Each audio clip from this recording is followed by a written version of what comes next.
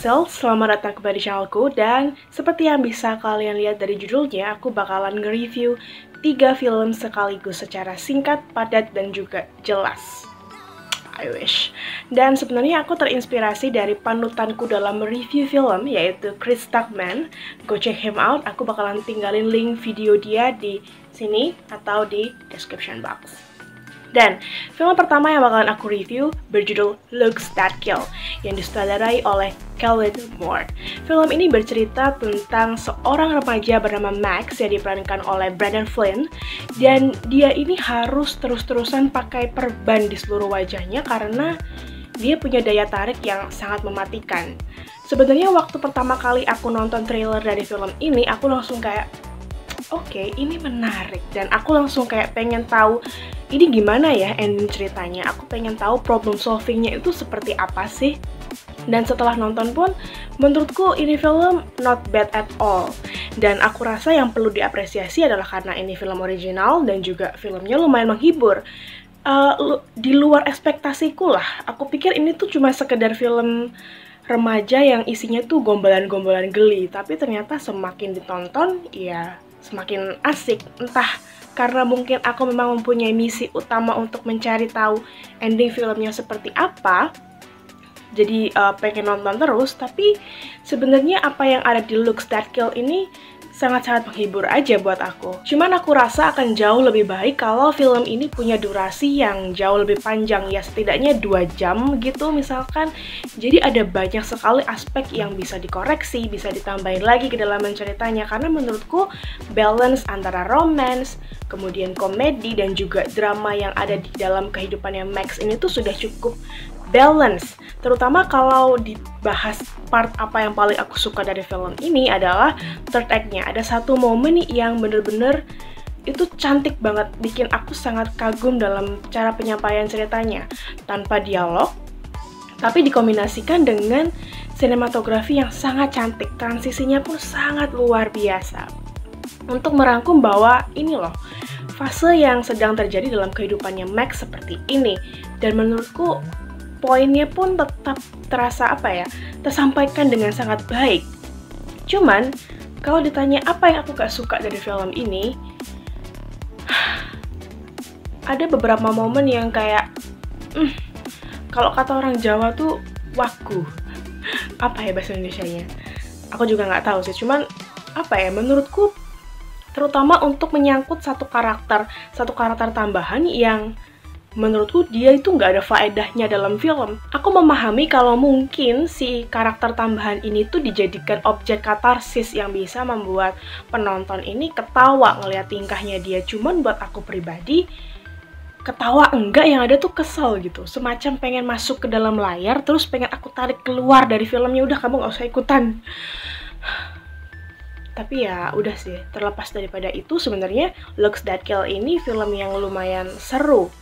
Bisa lah buat dijadikan pilihan kalian untuk film pengantar tidur. Dan rating yang akan aku berikan untuk Looks That Kill adalah 7 dari 10. Dan film yang kedua ini berasal dari Meksiko, berjudul Amores Perros, yang disutradarai oleh Alejandro González Iñárritu.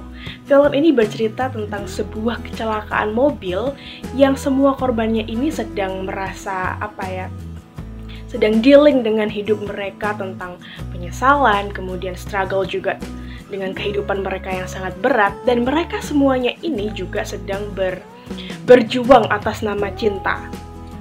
Ini yang menarik sebenarnya, karena cinta itu kan maknanya luas ya, dan aku rasa Iñárritu cukup baik dalam mengeksplor konsep tersebut. Aku suka juga sih sama konsep ini. Jadi filmnya itu mempunyai banyak rasa, meskipun enggak sekompleks menurutku ya, enggak sekompleks Magnolia-nya Paul Thomas Anderson. Tapi Amores Perros ini tetap berhasil membuat aku bisa meresapi dan juga relate kepada setiap permasalahan karakternya. Aku juga selalu suka dengan film yang bisa membawa aku untuk melihat sisi gelap lain, sisi gelap dari belahan dunia yang lainnya yang mungkin aku nggak pernah tahu, yang aku nggak pernah mengalami juga, dan itu dirangkum dalam film ini kayak wow, kacau juga ya. Tapi my biggest issue tentang film ini adalah strukturnya sebenarnya. Jadi kayak kurang klimaks aja. Karena sebelum kita diajak untuk melihat momen yang supposed to be klimaks itu, kita tuh dikasih 3 potongan cerita berbeda yang berdiri sendiri-sendiri. I mean, aku sih jauh lebih berharap kalau memang film ini sengaja dibikin banyak layer, ya udah campurin aja itu semua cerita jadi satu. Jadi kita itu juga nggak melulu diberikan adegan yang repetitif, cuman beda point of view doang. Overall, Amores Perros ini memang film yang tragis, penuh kekerasan, berdarah-darah, cukup berdarah-darah sih. Tapi sebenarnya film ini mempunyai makna yang dalam dan menurut aku sih bagus. Kalau misalkan kalian mau mengkonekkan satu titik demi titik yang lainnya, itu akan memunculkan satu poin yang sangat menarik. Dan poin itu, kalian mau nilai dengan sudut pandang apa, agama, moral, atau apapun itu, you name it lah, itu tetap bisa gitu loh. Dan itu yang menarik, itu yang istimewa menurutku.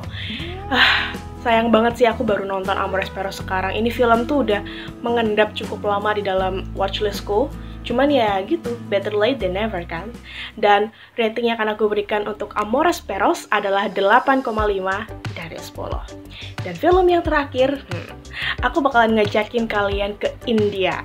Di film yang terakhir ada Andhadan yang disutradarai oleh Sriram Ravagan. Film ini premisnya seru, asik menurutku. Bener-bener nggak habis pikir sama film ini. Jadi sebenarnya Andhadan ini bercerita tentang seorang pianis tunanetra yang dia ini apes karena dia nggak tahu apa-apa, tapi jadi terlibat dengan serangkaian peristiwa kejahatan yang sebenarnya ya gitu, dia itu nggak tahu apa-apa. Dan sebenarnya yang aku notice dari film ini ketika nonton adalah mungkin mostly film-film India ini terasa kayak soap opera banget karena ada cukup banyak hal-hal atau adegan-adegan yang too good to be true ini. Tapi ya udah sih, terlepas daripada itu aku tutup mata aja karena memang filmnya bagus coy.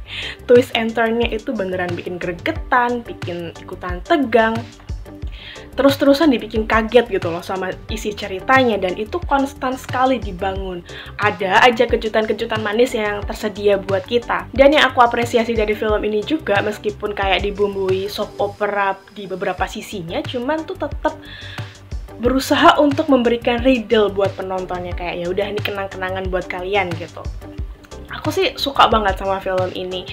Terhibur iya, ketawa iya, tegang juga iya, kayak naik roller coaster gitu loh, meskipun nggak seberapa mindfuck karena beberapa clue-nya itu cukup mudah untuk diraba, tapi ya aku cukup yakin sih sebagian besar orang yang nonton film ini pun pasti bakalan satu suara bilang ya, iya ini film yang bagus gitu. Pokoknya film ini semakin ditonton semakin menarik, bahkan endingnya pun nggak mengikuti format generik kebanyakan film thriller. Meskipun awalnya aku pikir ini film kayaknya endingnya kelebihan takarannya, cuman ternyata ya di dalam ending tersebut mengandung sebuah clue yang bisa kita jadikan modal untuk memecahkan riddle yang aku sebutin tadi. Nggak nyangka sih film yang aku temuin secara random, tapi ternyata malah memuaskan gitu. Jadi kalian juga harus nonton dan let me know pendapat kalian kalau sudah nonton ya. Nah, rating yang akan aku berikan untuk Andhadan adalah 9 dari 10. That's all buat review cepat kali ini. Semoga kalian bisa menangkap poin-poin yang aku sampaikan. Semoga juga bisa berguna, memberikan insight. Dan kalau ada film yang sudah kalian tonton, bisa coba komen di bawah. Ayo kita diskusi di sana. Thank you so much for watching. I'll see you in the next video. Eat, sleep, movie, repeat. Bye!